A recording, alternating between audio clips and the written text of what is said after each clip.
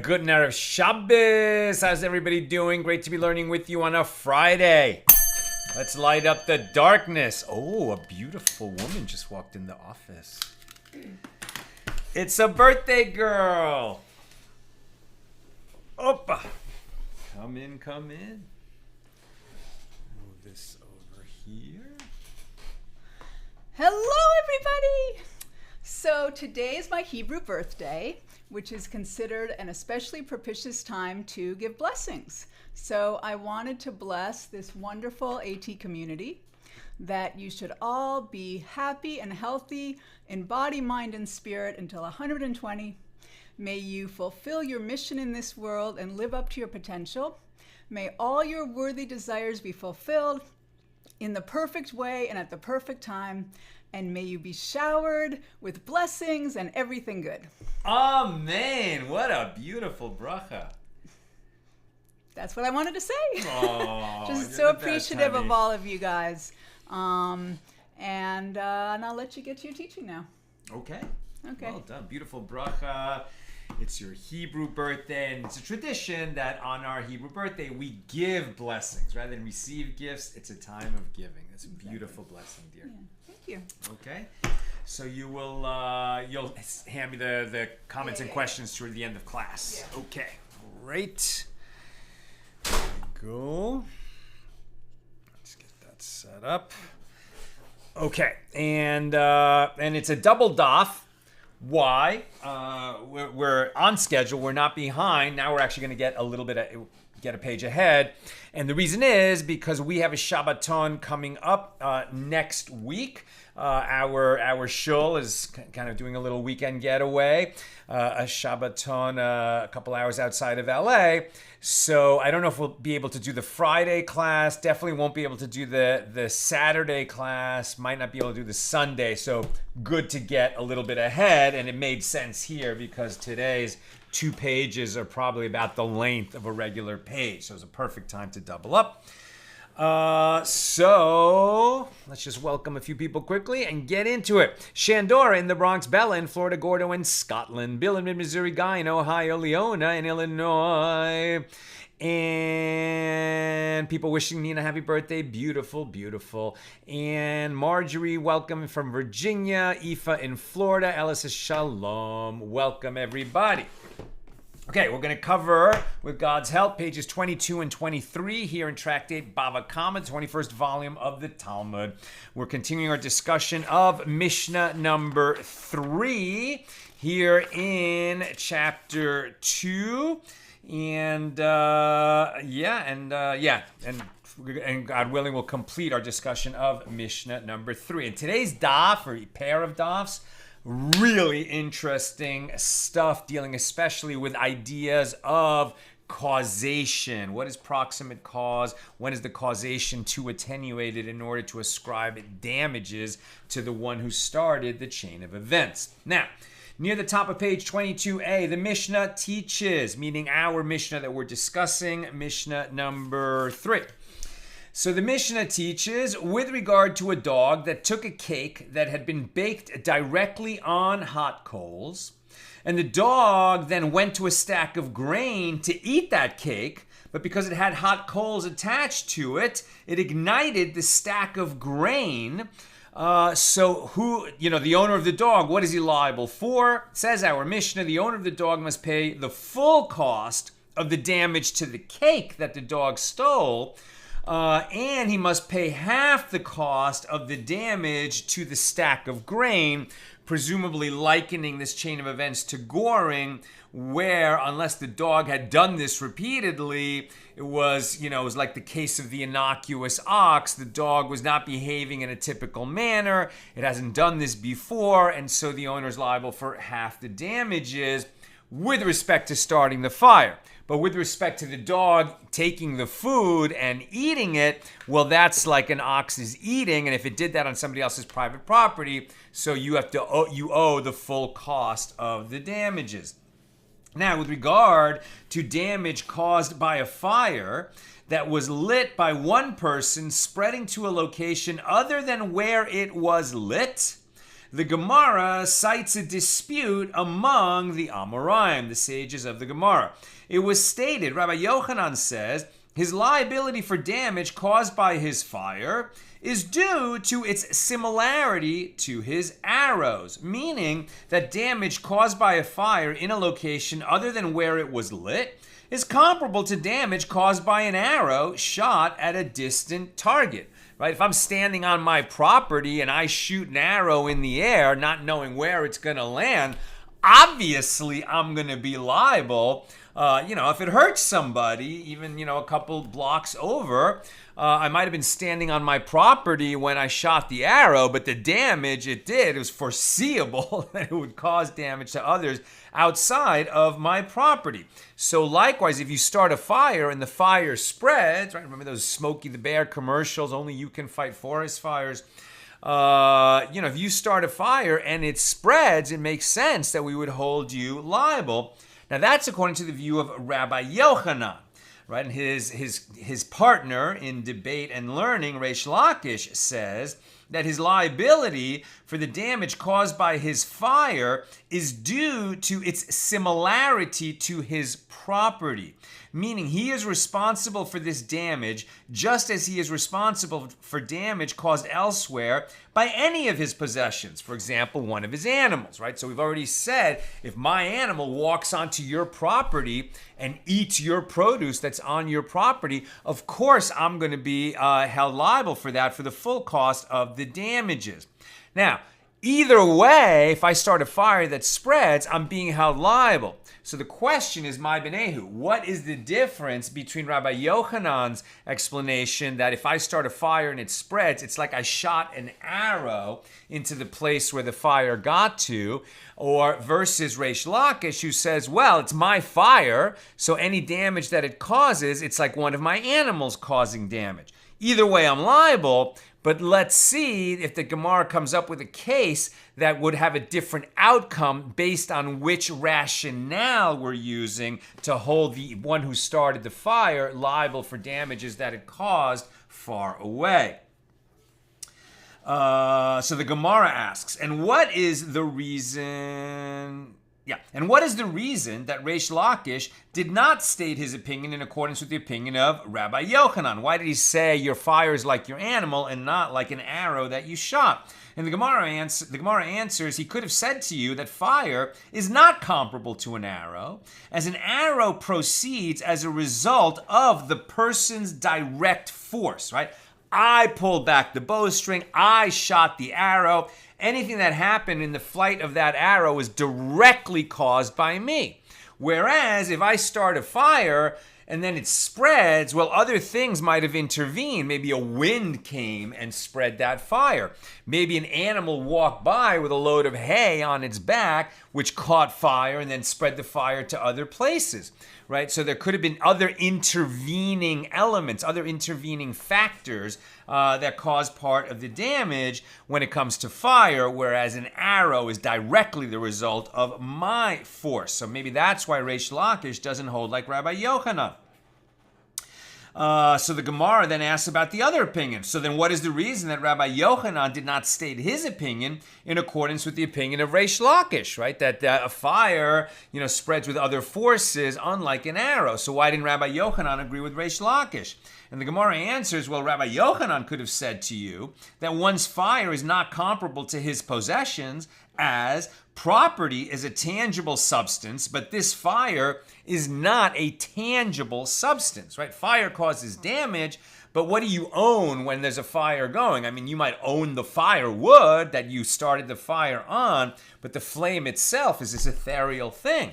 Now, the Gemara attempts to settle the dispute. We learned in the Mishna with regard to a dog that took a cake that had been baked directly on hot coals and went to a stack of grain to eat it, and it ate the cake and at the same time ignited the stack of grain with a coal that had been stuck in the cake that was taken from the coals. So here the owner of the dog must pay the full cost of the damage for the cake, and he pays half of the damages for the stack of grain. Now, granted, according to the one who says that one's liability for damage caused by his fire is due to its similarity to his arrows, this fire is similar to the arrows of the dog, and therefore he must pay for half the cost of the damage caused by the dog's force, as in a case of pebbles.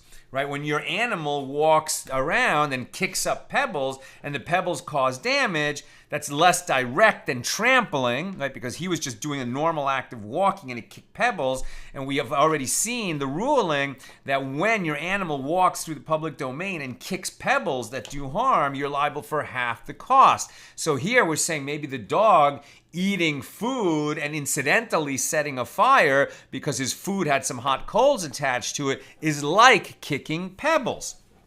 And therefore, it's like the arrow. Your dog is like your arrow, right? Your dog this would seem like your dog is like your possession, which is more the view. Right. It's Reish Lakish, that your fire is like your possession, like your dog is your possession. Or are we saying, no, this is actually like your arrows, right? Like you unleashed your dog and, it's your force that created that. Like you own the arrows, you own the dog. But according to the one who says that one's liability for damage caused by his fire is due to its similarity to his property, this fire is not the property of the owner of the dog. Rather, it is the property of the owner of the cake. So why is the owner of the dog liable, right? Remember, my dog took somebody else's cake off of the fire where they were baking it, and then ran with it and then set a fire at somebody else's stack of grain. So the fire that actually burnt the grain, that fire was started by the person who was, baking a dough cake, not the owner of the dog. So the Gemara answers, Reish Lakish could have said to you, with what are we dealing here? We are dealing with a case where the dog took the coal and did not place the cake on the stack. Rather, it threw it into the stack. So the ruling of the Mishna is, for the cake which the dog ate, the owner must pay the full cost of the damage. And for the specific spot on the stack of grain that was damaged by the throwing of the coal there, the owner must pay for half the cost of the damage, as in a case of pebbles. And for the stack of grain as a whole that it burned up, the owner of the dog is exempt because his liability for damage caused by the spread of the fire is due to its similarity to his property. And in this case, the fire was not his property. But Rabbi Yochanan can explain the Mishnah in a more straightforward manner. It is discussing a case where the dog placed the cake with a coal directly on the stack of grain in order to eat the cake. Accordingly, the owner of the dog must pay the full cost of the damage for the cake and for the specific spot where the coal was put down, as these cases of damage were caused directly by the dog. And for the rest of the stack of grain, he must pay for half the cost of the damage, because in Rabbi Yochanan's opinion, one is liable for the damage caused by fire due to its similarity to arrows shot by his force. So the damage to the rest of the stack of grain is an indirect result of the dog's force, and therefore his liability is according to the law of pebbles. So the Gemara suggests, come in here a proof from a Mishnah on page 62b. In the case, and this is a famous Mishnah that gets discussed a lot, in the case of a camel that was laden with flax and was passing through the public domain, and its flax extended into a store at the edge of the public domain, and the flax on the camel's back caught fire from a lamp in the store belonging to the storekeeper. And as a result of the burning flax, the camel set fire to the building together with all its contents. So in this situation, the owner of the camel is liable for the damage. But if the storekeeper placed his lamp outside in the public domain, thereby creating a hazard for anyone's animal who's walking by, in this case causing the flax on the camel to catch fire, and consequently the building was set on fire, then the storekeeper is liable, right? Who created the hazard? Was it the owner of the camel who overloaded his camel so that these stalks of flax were sticking way out beyond the sides of the camel, where it was, foreseeable that it could catch fire from some source of fire that wasn't really near the public thoroughfare, but the flax was extending too far. So it is the camel owner's responsibility. Or if the owner of the store who created, who left this uncovered burning lamp, in the public domain where animals passing by their loads could catch fire, then he's the one who created the hazard. But Rabbi Yehuda adds to that situation, a good time to learn this in the month of Kislev. Rabbi Yehuda says, in a case where the lamp was placed outside as a Hanukkah lamp, then the storekeeper is exempt from liability, as there is a mitzvah to place a Hanukkah lamp outside. You know, most of us in the diaspora will place our Hanukkah lamps, right? The menorahs. Menorah is really the wrong word because a menorah has 7 branches. But, you know, one with 9 branches, 8 for the 8 nights, and the one in the middle a little taller. That's called a Chanukiah that will all light on Hanukkah. Now, most of us will put that in a window where it's visible from the outside. But at least according to the view of Rabbi Yehuda, you should place in a time of safety, right? When the Jew haters aren't trying to kill Jews. But in a time of safety, at least Rabbi Yehuda says you should place your Hanukkah lamp outside, right? Because you have to, the mitzvah is to publicize the miracle of Hanukkah. And the best way to do that is to place your Hanukkah lamp literally outside. And if you're ever in the old city of Jerusalem, or I'm sure in other places in Israel also, but I've seen in the old city of Jerusalem during Hanukkah, that people have their Hanukkahs literally outside. And there's even some like nooks that are built into the stone, fronts of houses for that purpose. Okay, let's continue. Granted, and by the way, I don't know if you can hear it, but there's a helicopter that I can hear. It's, outside my house and kind of over there. But that helicopter is a police helicopter hovering over, pro-Palestinian protest where people are chanting from the river to the sea, etc., at the Grove, which is a very well-known kind of outdoor mall here in Los Angeles, which they've taken over, calling for the eradication of Israel and the death of the Jews, that we should live in such times. Unbelievable. And that's just, I can hear the helicopter that's over that protest right now.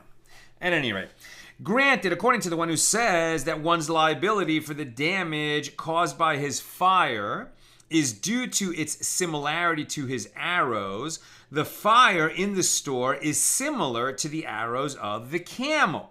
And that is why the camel's owner is liable. But according to the one who says that liability for the damage is due to the similarity of when somebody starts a fire, it's like his property, right? And so if that fire goes and causes damage, it's just like if one of his animals went and caused damage on the property of others.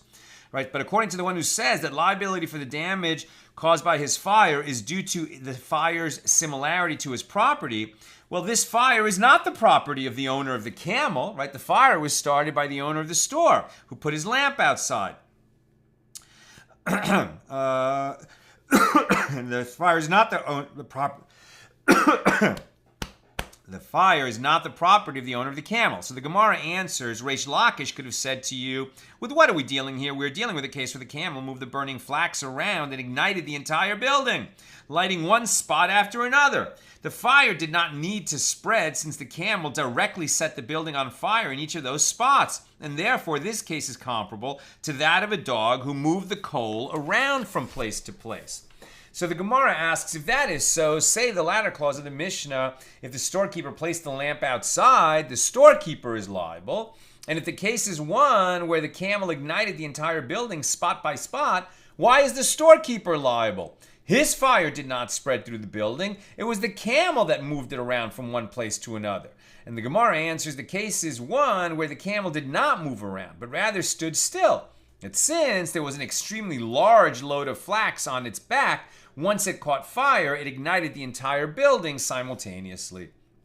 And the Gemara asks, if the camel stood without moving from place to place, but did shift the load on its back and thereby ignited the entire building, all the more so it should be that the storekeeper should be exempt from any liability, and the owner of the camel should be liable, as it was his responsibility to move the camel away from there. And Rav Huna bar Manoach said in the name of Rav Ika, with what are we dealing here? We are dealing with a case where the camel stood still in order to urinate. and while doing so, set the building ablaze. So in that case, the incident is deemed an accident, as the owner could not have moved the camel from the spot. I suppose you can't move a camel while it's urinating. Now we're on page 22b. Consequently, in the first clause, the owner of the camel is liable, as he should not have overloaded the camel with flax to such a degree that it extended out so far from the sides that it could catch fire and ignite the store. But in the latter clause, the storekeeper is liable, as he should not have placed the lamp outside, unless it was Hanukkah. The Gemara attempts again to resolve the dispute. Come in here a Mishna with regard to one who ignites a stack of grain, and there was a goat tied to the stack. And there was also a Canaanite slave adjacent to it who was not tied to it. And both the goat and the slave were burned together with the stack of grain, and they died. So in this case, the one who ignited the fire is liable to pay compensation for both the stack and the goat. But he is exempt from paying for the slave, because the slave should have run away from the fire. Conversely, if the slave was tied to the stack and there was a goat adjacent to it that was not tied to it, and the slave and the goat were burned together with the stack of grain, then the one who ignited the fire is completely exempt from payment for damage, because he is liable to receive capital punishment for murder, and he is punished only for the greater transgression.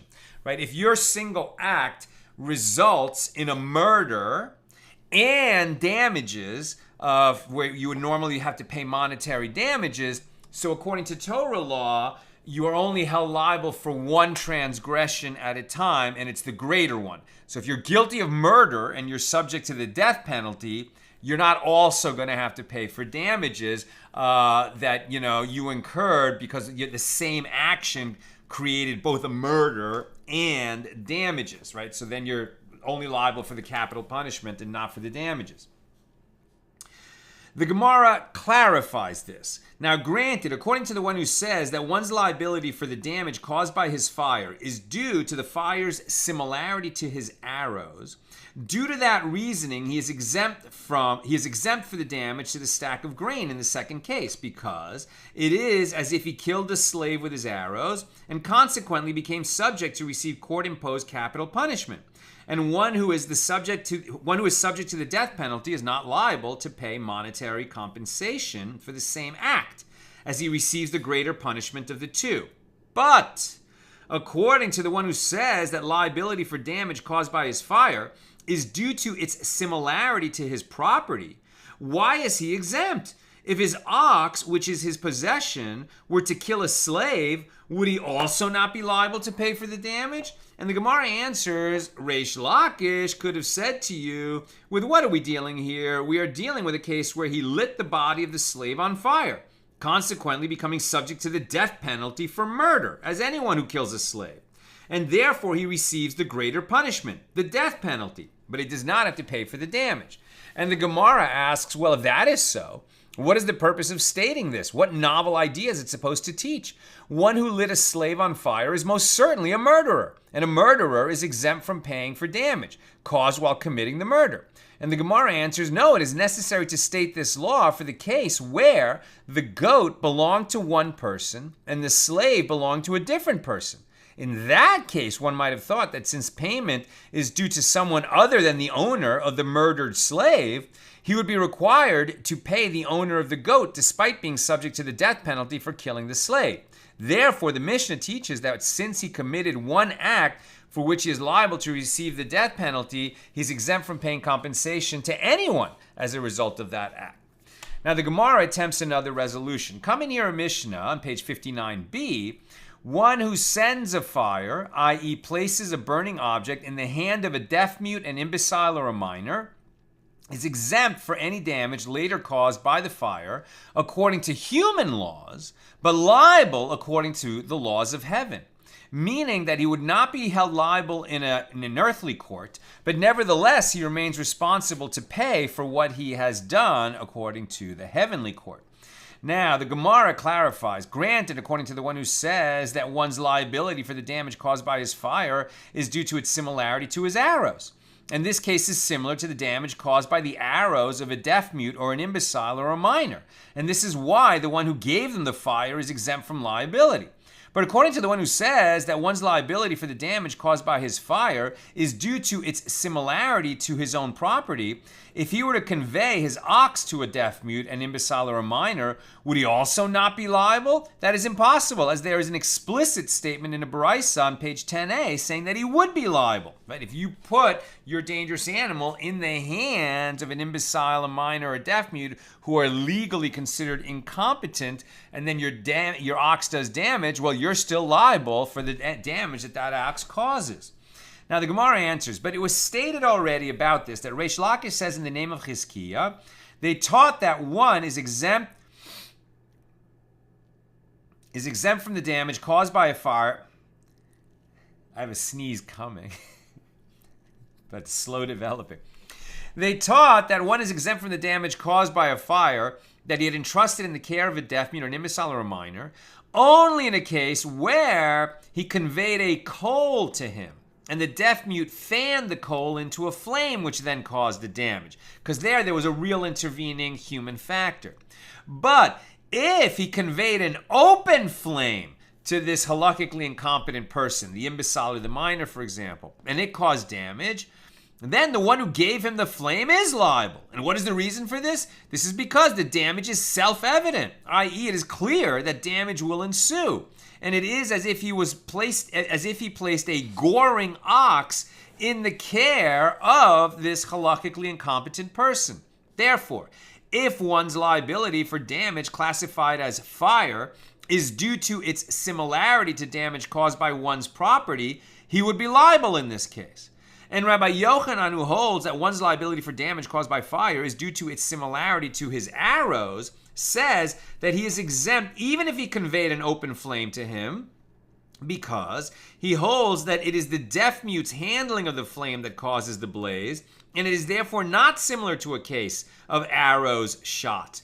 The one who conveys a fire to the deaf mute does not become liable for the damage until he hands the deaf mute chopped wood, kindling chips, and a lamp. As in that case, the damage that will ensue is self-evident, and it is as if he started the blaze himself.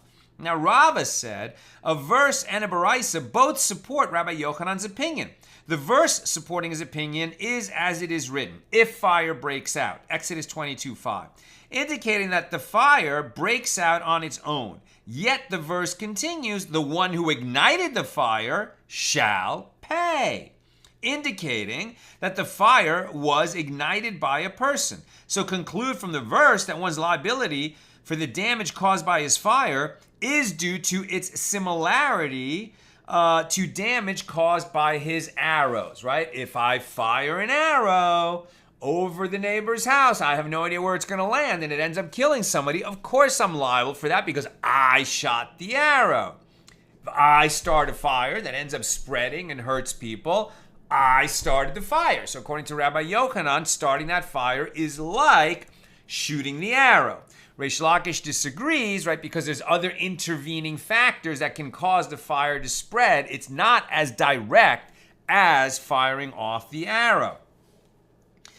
Rava said, and that's why Reish Lakish said, it's like you own an ox and your ox goes out and does damage, you're the owner, that's why you're liable. If I start the fire, right, no matter, even if the fire goes by circuitous way and there's other intervening factors, because it's my fire, that's why I'm liable. Not so much because I started it and shot it like an arrow, but rather because it's my fire that did the damage. That's the philosophical difference. We're still trying to understand what outcomes this philosophical difference produces.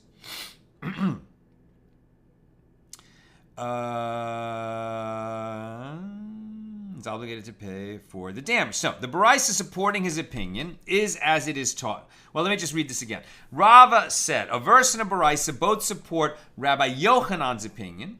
The verse supporting his opinion is as it is written, if fire breaks out, the one who ignited it shall pay. And conclude from this verse that the liability for damage caused by his fire is due to its similarity to damage caused by his arrows. Now, the Baraisa supporting his opinion is as it is taught. The verse concerning liability for a fire opened, now we're on page 23a, opened with a reference to damage caused by one's possessions.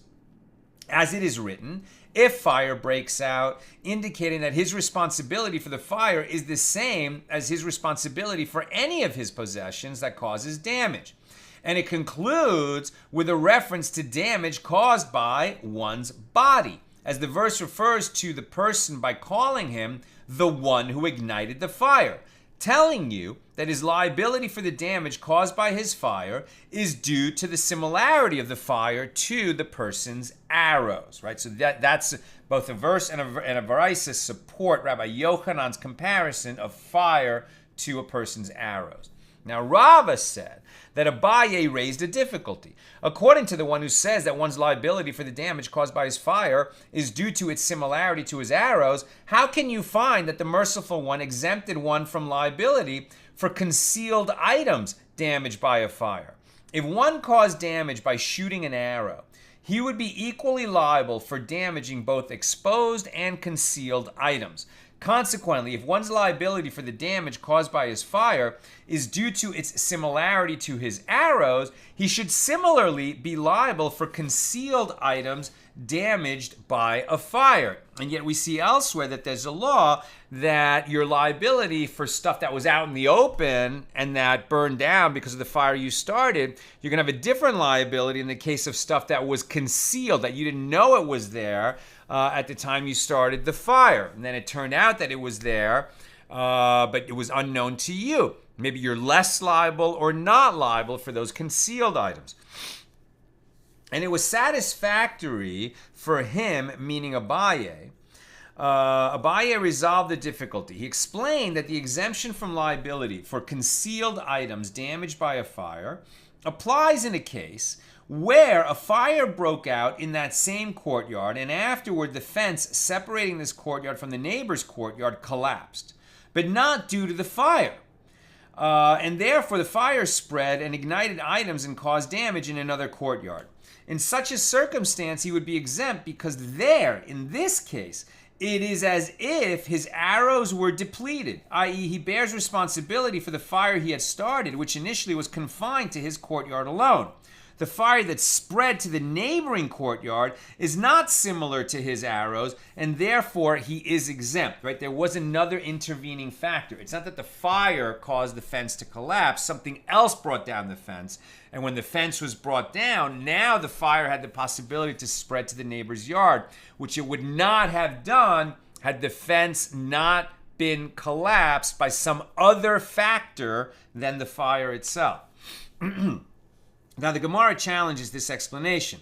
If that is so, he should be exempt not only with regard to concealed items, but also with regard to exposed items that were damaged by the fire, as his arrows are also depleted when the fire spreads and causes damages.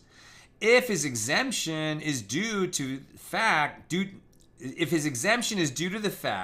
that the damage was caused because the wall that had separated the two courtyards had collapsed, there should be no distinction between exposed and concealed items. So rather, it must be that the one who holds that one's liability for damage caused by his fire is due to its similarity to his arrows, also holds that his liability is due to the fire's similarity to his property.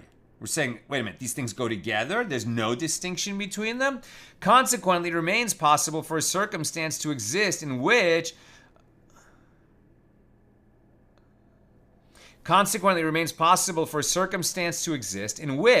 one will be exempt from liability for damaging concealed items and yet be held liable for exposed items. For example, if he had the ability to repair the breach and fence in the courtyard again, but he did not fence it in, then he will be liable. As there, it is similar to a case where his ox was in danger of escaping from his property, and he did not strike the ox in its face to hold it back, and therefore he is liable for any ensuing damage. In this case, however, the fire is not similar to his arrows, since it was not responsible for the collapse of the fence, and therefore he is exempt from damage caused to concealed items according to the laws of fire. And the Gemara asks, but according to this conclusion, since the one who holds that one's liability for the damage caused by his fire is due to its similarity to his arrows, Rabbi Yochanan also holds that his liability is due to its similarity to his property, well then what is the difference between the opinion of Rabbi Yochanan and Reish Lakish? And the Gemara answers, the practical difference between them is with regard to holding him liable for the additional 4 types of indemnity in a case where the fire injured a person. In such an instance, Rabbi Yochanan would require, in addition to the costs of the damage itself, payments for pain, medical costs, loss of livelihood, and humiliation, as in any case of personal injury, given that Rabbi Yochanan considers fire to be no different than an arrow that he had shot at the injured party. If it's my arrow, the damage that it causes is a direct result of my force, as opposed to if my fire is comparable to my ox, to my property, right, in this case my ox, then if my ox goes and hurts someone, right, that's not a direct result of my force, so I'm liable for the damages that the ox causes, but not for pain and humiliation, suffering, loss of livelihood, etc. That's not the same as if I punch you in the face. If my ox does that to you, it's different than if I do that to you. My direct force results in those additional forms of damages, of indemnity, and the ox doesn't. And that's a big difference between Rabbi Yochanan saying your fire is like your arrow, direct force, and Reish Lakish saying your fire is like your property, indirect force. Where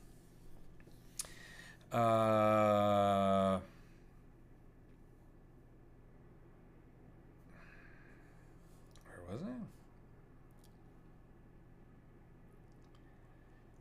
Wait a minute.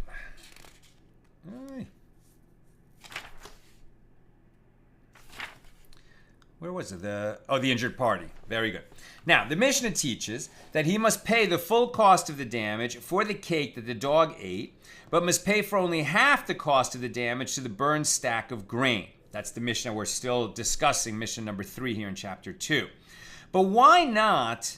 So the Gemara elucidates. Who is the one obligated to pay for the cake? The owner of the dog. Well, the Gemara challenges this, but why not let the owner of the coal also be liable, as he shares some of the responsibility, being that he did not safeguard his coal, and ultimately it caused damage. And the Gemara answers the case under discussion is one where the owner of the coal safeguarded his coal properly.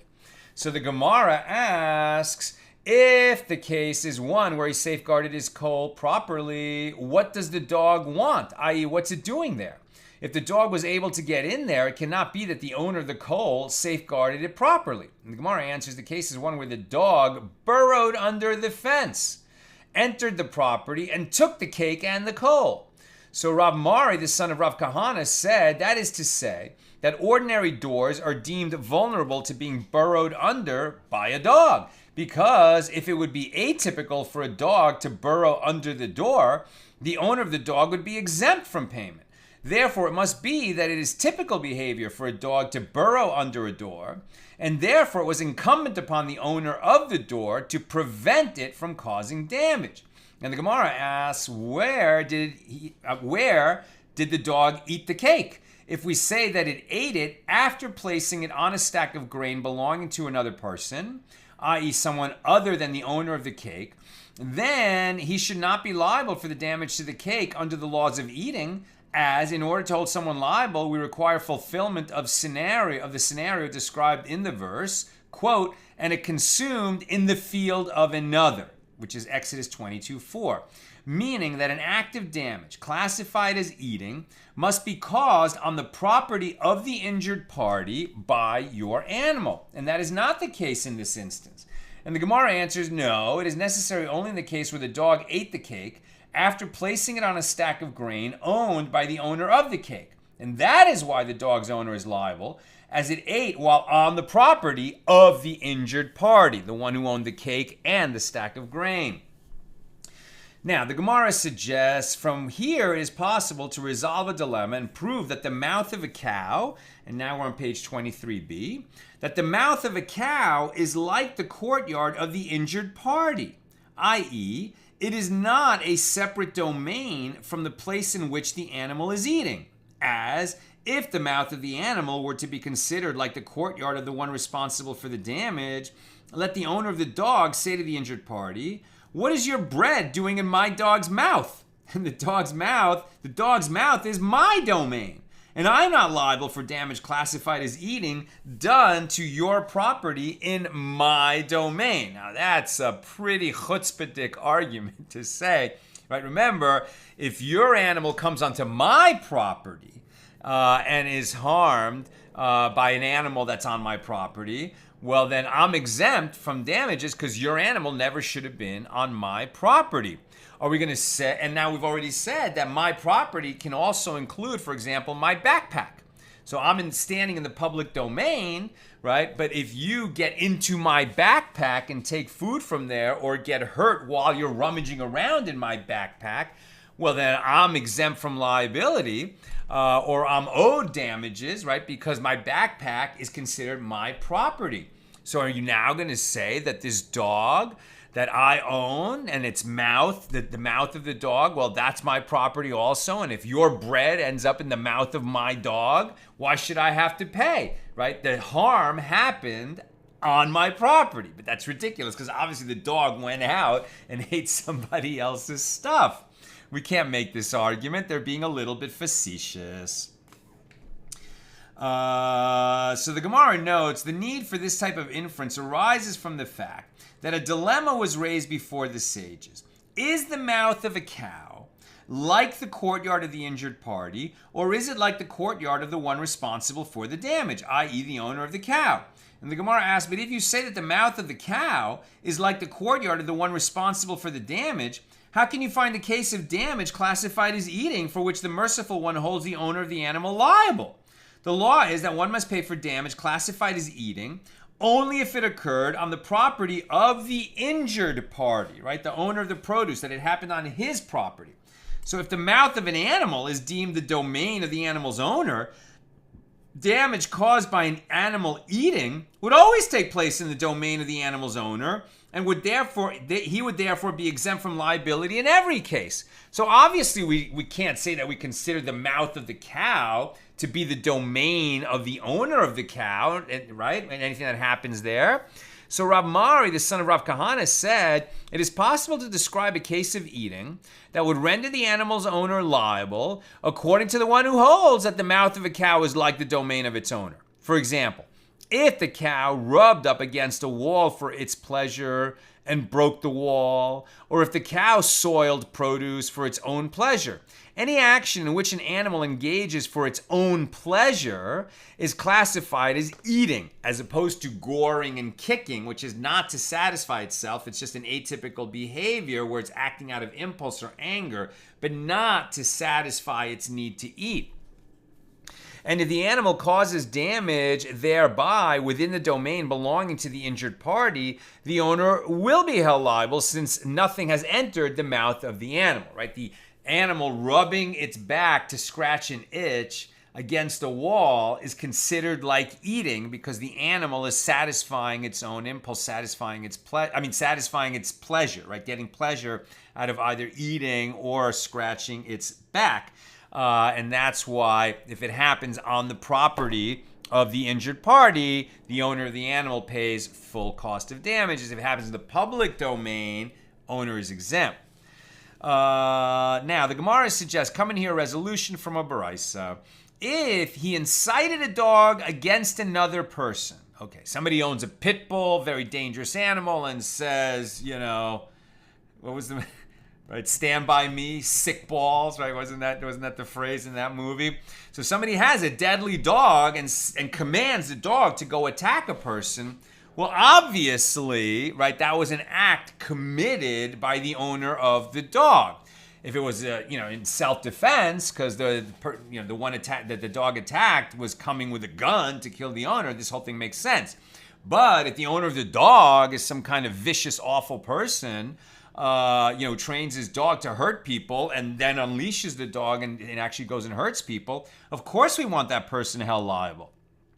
So, if he incited a dog against another person, or if he incited a snake against another person, he is exempt. Exempt from what? The Gemara clarifies, who is exempt? The one who incited the dog is exempt, but the owner of the dog is liable. And if you say that the mouth of the animal is like the courtyard of the one liable for the damage, let the owner of the dog say to the injured party, what does your hand want, i.e. what is it doing in my dog's mouth, which is my domain? Oh, very interesting. So I own a deadly dog, right? And I've trained it very well that it responds to the command, sick 'em. And I didn't say that. But somebody else yelled, sick 'em, and my dog went and attacked somebody. Now who's liable? I as the owner of a deadly dog, or the person who actually incited the dog to go and harm someone? Right? So again, who is exempt? The one who incited the dog is exempt, but the owner of the dog is liable. But if you say that the mouth of the animal is like the courtyard of the one liable for the damage, let the owner of the dog say to the injured party, what does your hand want, i.e. what is it doing in my dog's mouth, which is my domain? I think the better argument is I didn't say anything. That guy over there incited my dog. But maybe I shouldn't have been walking around with a dog that could be incited. Now the Gemara answers the Mishna could be understood a different way. Say that even the one who incited the dog is exempt, as the dog is not his property, but the dog owner is also exempt because his dog's mouth has a legal status similar to that of the dog owner's courtyard. Or if you wish, say instead that the case under discussion is one where the dog extended his canine teeth and scratched the victim, but the victim's hand was not inside the dog's mouth, and therefore the incident cannot be treated as if it took place in the domain of the owner of the dog. Now the Gemara suggests coming here a solution based on the continuation of the above Mishnah. If one caused the snake to bite a person by bringing the fangs of the snake to the victim's body, and the snake killed him, Rabbi Yehuda deems the one who instigated the attack liable to receive the death penalty. But the rabbis, the majority, exempt him. And Rav Acha Bar Yaakov says in explanation of the dispute, when you analyze the matter, you will find that according to the statement of Rabbi Yehuda, the venom of a snake is deemed to be constantly present between its fangs. And therefore, when the snake is made to strike the victim, it is not actively engaged in any action. The snake has become a gun wielded by the person who uses it to kill someone else. Consequently, the person handling the snake is liable, similar to one who strikes a victim with a sword, while the snake itself is exempt as it has not done anything. And according to the statement of the rabbis, the majority who disagree with Rabbi Yehuda, the venom of a snake is not present between its fangs, but rather the snake must secrete it of its own volition. Consequently, the snake receives the penalty of stoning like any animal that kills a person, while the one who instigated the attack and the striking with it is exempt. And if you say that the mouth of the cow is like the courtyard of the one responsible for the damage, let the owner of the snake metaphorically say to the injured party, what is your hand doing in my snake's mouth? And the Gemara answers, we do not say this principle with regard to matters relating to the death penalty. Therefore, one who kills another is always liable, regardless of whether it occurred within the domain of the killer or within the domain of the victim, right? These rules about domain only apply to damages. When we're talking about criminal law and the death penalty for murder, it doesn't matter where you do it, obviously. And from where do you say this? As it is taught in a baraisa, with regard to one who enters the courtyard of a property owner without his permission, and the property owner's ox gores the intruder and he dies, the ox receives the penalty of stoning while the owner is exempt from having to pay ransom because the intruder entered his property. And the Gemara clarifies, what is the reason that the owner is exempt from paying the ransom? He's exempt because he can metaphorically say to the victim, what do you want in my domain? Why were you there without my permission? Since he entered the premises without authorization, he bears responsibility for his own fate. But if that is so, the same applies to his ox as well. And let the owner of the ox say to the victim, what do you want in my domain? Rather, it must be that we do not say this principle applies with regard to matters relating to the death penalty. Consequently, these cases do not prove that the mouth of the cow is like the courtyard of the victim within the scope of the law of damages. Now, the Gemara relates, I'm almost done. Questions or comments, please get them in. The Gemara relates there were these goats belonging to the Tarbu family that would frequently damage Rav Yosef's property. Rav Yosef said to Abaye, "Go and tell their owners that they must keep their goats enclosed within their own property." Abaye said to Rav Yosef in response, "Why should I go? If I go and deliver this message, they will say to me, 'Let the master put a fence up around his property so the goats will not be able to get in there.'" And the Gemara questions this claim. And if an individual did put up a fence to safeguard his property from the eating of other animals because he was required to do so, and had he not done so, the owners of those animals would not be liable to pay for the damage caused by their animals, then how can you find damage classified as eating for which the merciful one holds the owner of the animal liable? Right? We've said that if your animal enters my property and eats my produce, you are liable for all the damage that your animal did on my property. If your animal ate produce that was left out in the public domain, you are not liable for any of that. There's a different question of you might have to pay for the benefit your animal received, but that's a separate question. Now, if we say that I, as a property owner, am obligated to put up a fence, and if I don't put up a fence, then any time that an animal walks onto my property, it's my problem because I didn't put up a fence, then what is the case where you're going to be liable for your animal eating on my property, right? Either I have a fence, in which case the animal can't get on, or I don't have a fence, and now you're saying it's my fault that the animal ate because I don't have a fence. So then what is the case where the animal is going to be, you're going to be held responsible for your animal eating on my property? What is the case?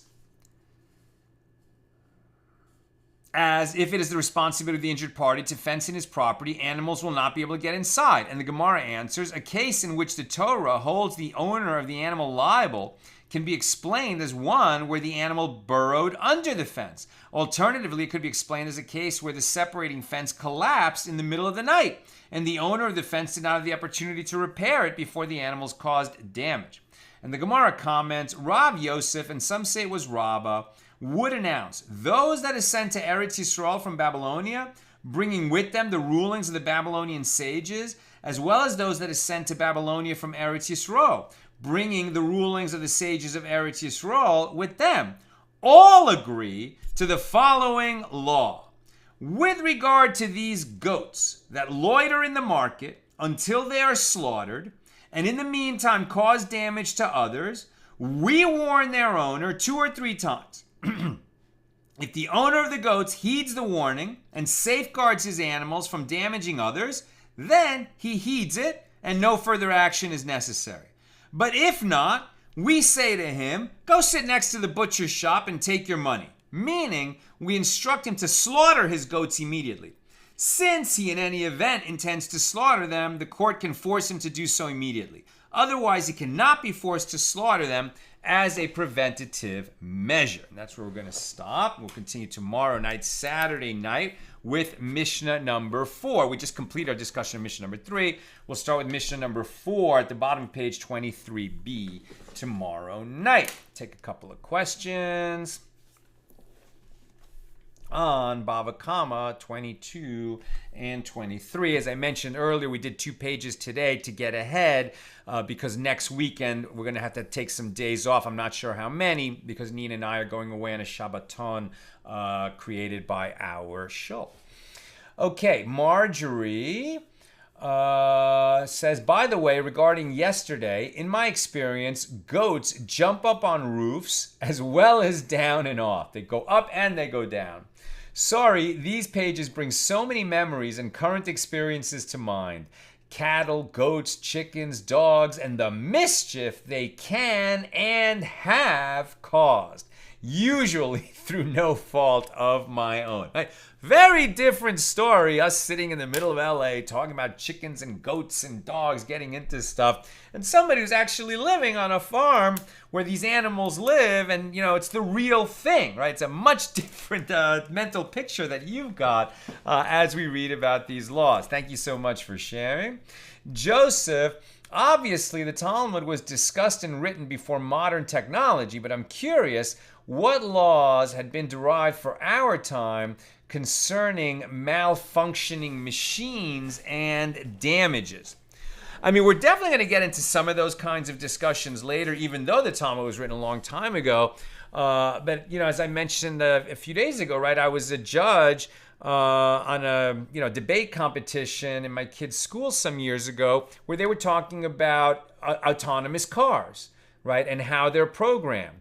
And so the question was, this car that was programmed by the manufacturer, owned by the purchaser.